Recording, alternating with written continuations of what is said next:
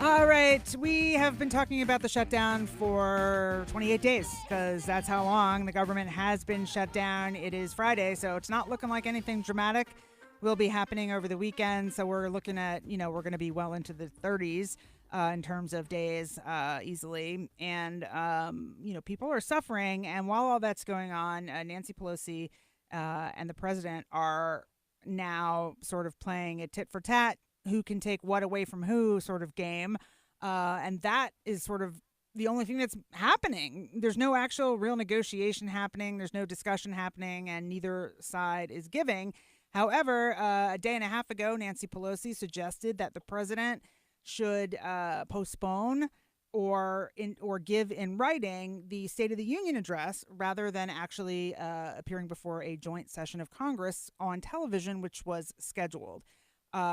She gave the government shutdown as a reason for that, suggesting two reasons relating to the shutdown. One being that the men and women who are tasked with the security of that event are not being paid and therefore should not be asked to do this extra work. But also just because it's not the right thing to do with all these government workers out of work. She, and I didn't know this until I learned it within the last 2 days, has the right to, or the ability to stop it from happening in the way that it normally does, because in order for a president to appear in front of a joint session, both houses, the Senate and the House, have to pass a resolution and invite him officially. And she does not have to do that if she doesn't want to. Now, so far, she hasn't said that she won't officially do it, but she has suggested that it should be moved. She's also made a point of saying there is no mandate that it be on January 29th. That date was something that had already been negotiated. It doesn't happen on January 29th every year. It's usually in January. But that date is not a guarantee. And so she kind of doesn't see the big deal and says it should happen after the shutdown. All right. That's that piece.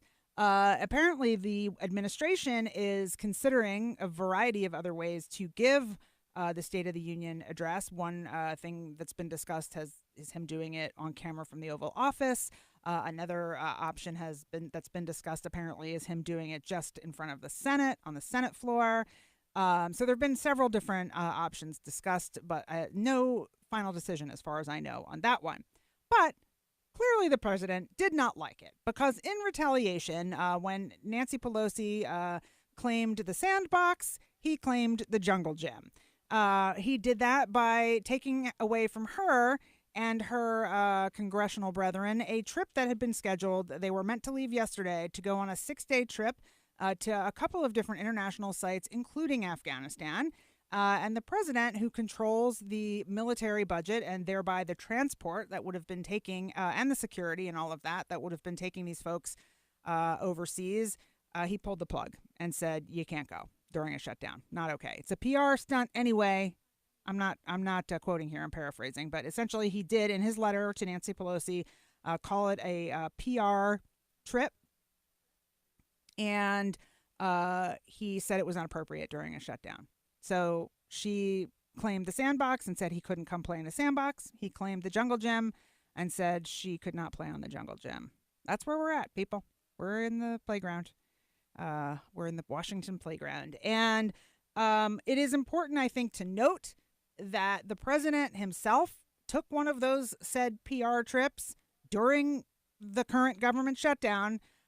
Just a few weeks ago, he went to Iraq, first time going to a war zone. He arrived there the day after Christmas, which was already several days into the shutdown, which had started. So one PR move okay, another one not? Or are they PR moves at all? These are all things that we could discuss if we so chose. If they are PR moves, then I would argue that we as the people should vote for them not to happen at all. Because it's just silliness. I don't need to pay for you to relate to me. You can do that just as well on Twitter. I don't need you to spend all that money flying around. Just stay here and tweet at me. We're good. I don't believe that is what is the point of overseas trips by these politicians. I think there are a variety of reasons to go. Certainly when a president travels, it is a morale booster for troops. It is also in theory to see what it is like on the ground, because he is the commander in chief. He or she would be the commander in chief and needs to know what the experience of, that's happening, and also to meet with top leaders who are in the field. And so there's a lot of good reasons for the president certainly to go abroad and go to places where we're at war, but also, of course, there's plenty of reasons for presidents to go abroad to meet with other leaders, et cetera, et cetera. And the same thing is true for Congress and the Senate. They are co-equal branches of government. And so while they are not the commander in chief in the House and Senate, they do need to be going to these parts of the world so that they can have an understanding of not only what the tax dollars are paying for and whether or not it's legislation they want to support, but also how the life is there for their constituents who may be in the military and serving in those locations. So there's a lot of reasons, and those are just a few of them. So to call it a PR stunt, actually, I think is a negative thing to say about the military on the whole.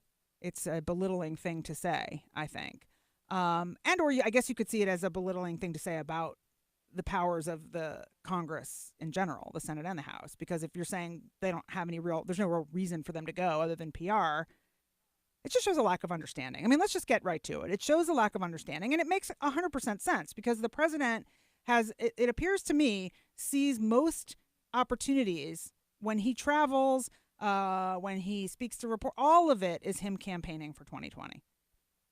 All of it is PR with this president. And so I understand that that's the lens through which he sees everything. And the first lens.